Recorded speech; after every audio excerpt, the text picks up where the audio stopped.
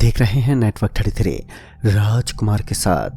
तो चलिए बढ़ते हैं आज की कहानी की ओर। दोस्तों, आज की कहानी राहुल की है। राहुल जो कि 16 साल का एक टीनागल लड़का था, इसके साथ ही ज़रूरत से ज़्यादा चंचल। लेकिन एक घटना उसके साथ कुछ इस तरह घट गई जिसके बाद फिर कभी राहुल की पूरी ज़िंदगी चुप्पी से गुजरेगी। आइए जानते हैं राहुल की वो भयानक रात की सच्चाई जो किसी की भी रूह कपकपा दे। राहुल का वो दिन काफ़ी अच्छा गुजरा। राहुल बेंगलोर के उदयपुर डिस्ट्रिक्ट में रहता था। उस डिस्ट्रिक्ट में एक ब्लैक वाइल्ड नाम का पार्क था। वो पार्क वहाँ का जाना माना पार्क माना जाता था, पर उसके साथ भी वही समस्या थी जो हर अच्छी चीज़ के साथ होती है। उस पार्क को भूतिया बताया जाता था। लोग कहते हैं कि वो जगह श्रापित है। उस पार्क में एक बार के लिए दिन में जाना तो ठीक है, पर शाम 7 बजे के बाद वो पार्क बंद कर दिया जाता है, जिससे कि शाम 7 बजे के बाद ना तो कोई उस पार्क में अंदर आ सकता और ना ही जा सकता। लोग वहाँ दिन में अकेले जाने से डरते थे, तो रात में तो जाने की कोई सोच भी नहीं सकता। राहुल एक शाम उसी पार्क में गया हुआ था, जो बाहरी चकाचौंध से ठीक ठाक नजर आ रहा था। लेकिन उस दिन उसे काफ़ी वक्त लग गया। उसके दोस्त और वो उसी पार्क के बेसमेंट में गए। दरअसल वहाँ एक रूमर फैला हुआ था कि उस पार्क के बेसमेंट में खजाना है, क्योंकि वो पार्क काफ़ी पुराना था। बस तो राहुल और उसके दोस्त उसी की खोज में लग गए। जब शाम के 7 बजे तो दूसरे दोस्त निकलने लगे और राहुल को भी निकलने के लिए आवाज़ दी। लेकिन राहुल के हाथ अब तक वो चीज़ नहीं लगी थी जिसके लिए वो इतना मेहनत कर रहा था। राहुल ने उन्हें कहा, तुम लोग निकलो, मैं थोड़ी देर में आता हूँ। वो इस बात से बेखबर था कि पार्क शाम 7 बजे के बाद बंद हो जाता है।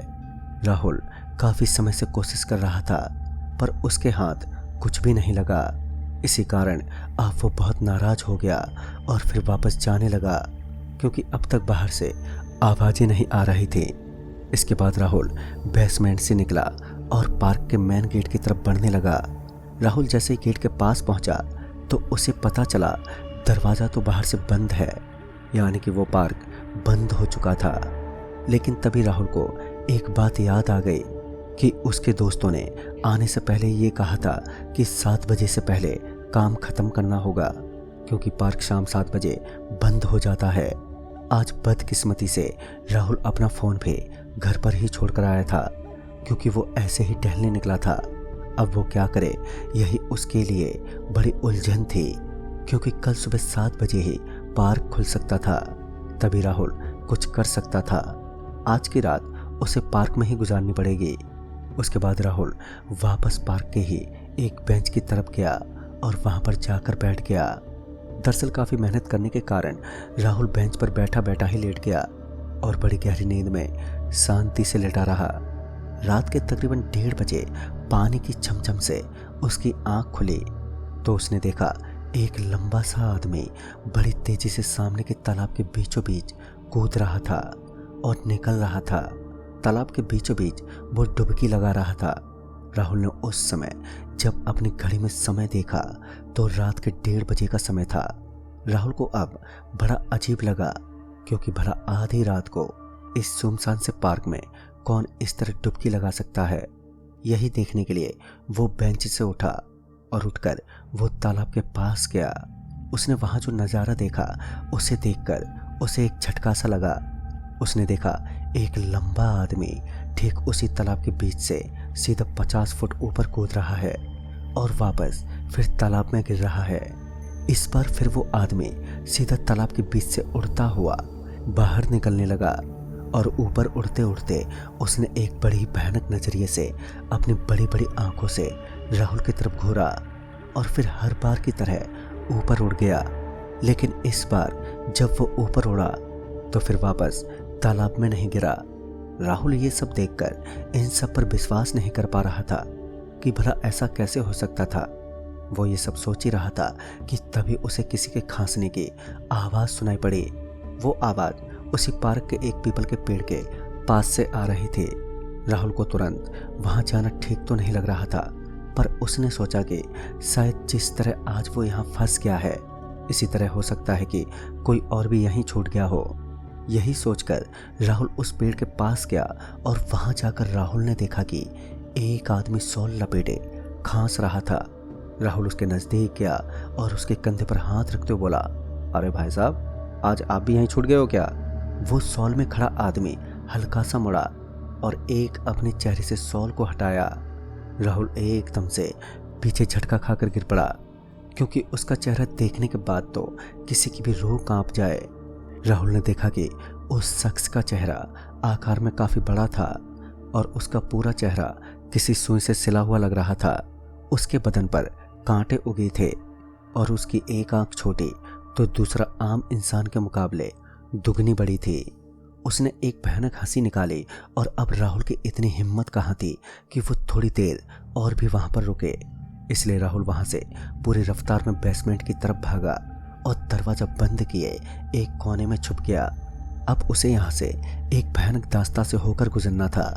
वो कुछ समय तक तो उसी तरह बैठा रहा, पर कुछ ही देर बाद बेसमेंट पर एक दस्तक के साथ एक आवाज सुनाई दी। कौन है अंदर? मालूम नहीं है पार्क 7 बजे बंद हो जाता है, जल्दी बाहर निकलो नहीं तो बेसमेंट भी बंद कर दूंगा।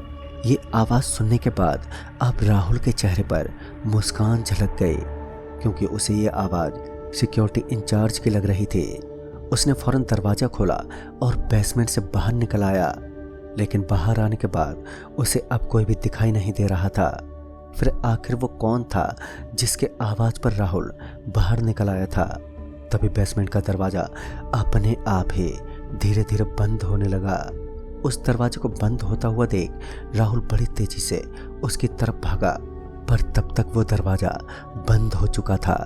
अब राहुल का एकमात्र सहारा वो बेसमेंट था और अब वो भी बंद हो चुका था।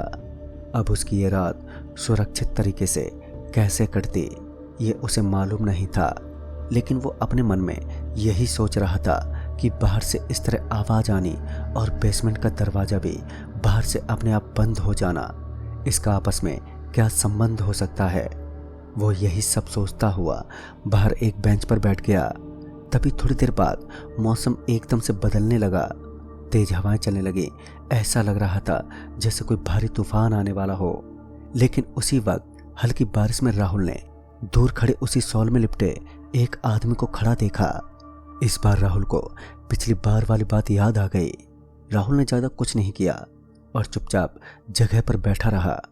वो शॉल लपेटे आदमी अब उस पार्क के चक्कर लगाने लगा, लेकिन उसके चक्कर लगाने की सबसे अजीब बात तो ये थी कि वो आदमी उल्टा चक्कर काट रहा था, जो वाकई बहुत ही अजीब था।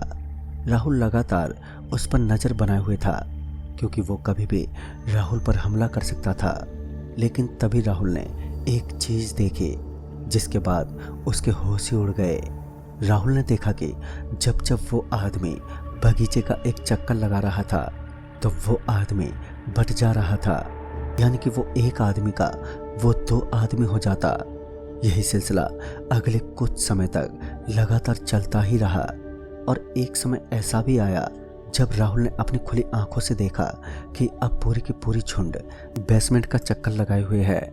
अब उस बेसमेंट का क्या राज था ये तो भगवान ही जाने। राहुल अब उस बेंच के ऊपर नहीं बल्कि बेंच के नीचे बैठकर छुप गया, क्योंकि उसे ये डर था कि अगर उस झुंड की हल्की भी नजर राहुल पर गई तो फिर राहुल के साथ क्या होगा इसकी वो कल्पना भी नहीं कर सकता है। लेकिन तभी वो झुंड राहुल के छुपी जगह यानी कि बेंच की तरफ बढ़ने लगे।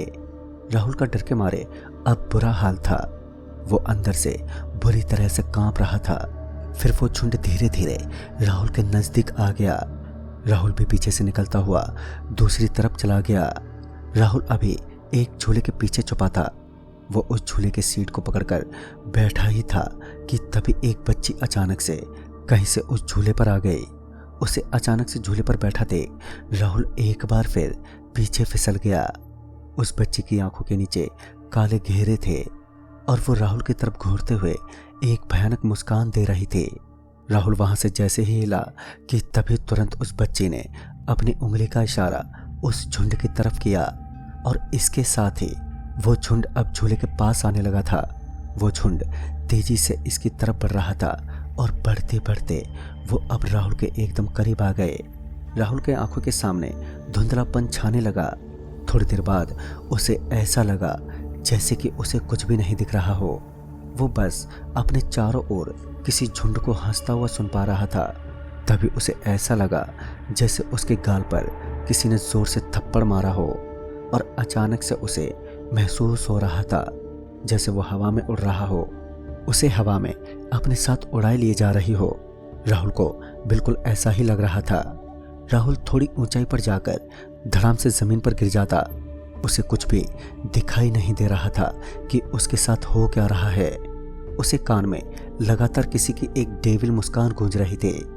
राहुल बहुत ही ज्यादा अब परेशान और डरा हुआ था कि तभी पता नहीं कैसे वो उस पीपल के पेड़ के सबसे ऊंची शाखा पर पहुंच गया। उस वक्त अचानक उसकी आंखों के सामने से वो धुंधलापन हटा और अब उसे साफ साफ दिख रहा था। लेकिन अब उसे मौत के अलावा क्या दिखता, क्योंकि एक गलती उसे इतने ऊंचे से जमीन पर गिराकर मौत के घाट उतार सकती है। लेकिन खुशकिस्मती से एक बात अच्छी थी कि राहुल को पेड़ चढ़ना कुछ हद तक आता था। वो एक डाली लटका और किसी तरह भगवान का नाम लिए सही सलामत नीचे उतर आया। लेकिन वो जैसे ही नीचे उतरा कि सामने वही बूढ़ा शख्स शॉल लपेटे खड़ा था, जिसे टोकने के बाद राहुल के साथ ये सब होना शुरू हो गया था। उस शख्स के हाथ में एक खुरपी थी और वो शख्स उस खुरपी को चलाने ही वाला था कि राहुल पीछे हट गया और फिर बड़ी तेजी से उसी पार्क के दूसरी छोर में भागने लगा। पर चाहे राहुल कितना भी भाग ले, उसे फिर भी उसके सामने पहले खड़ा वो बूढ़ा शख्स ही दिखता। यही सिलसिला कुछ समय तक लगातार चलता रहा और अब एक समय ऐसा भी आन पड़ा जब राहुल थक हार कर जमीन पर गिर गया। वो झुंड अब धीरे धीरे राहुल के करीब आ रहा था। राहुल को कोई दिखाई नहीं पड़ रहा था, लेकिन उसे ऐसा लग रहा था जैसे उसे कोई खींचता हुआ तालाब के करीब ले जा रहा हो। लेकिन तभी अचानक पार्क का दरवाजा खुला और कुछ लोग भागते हुए अंदर दाखिल हुए। राहुल तालाब के करीब पड़ा था और वो लोग भागते हुए सीधा राहुल के पास आ गए। दरअसल वो सब सिक्योरिटी इंचार्ज और राहुल के पेरेंट्स और कुछ दोस्त थे।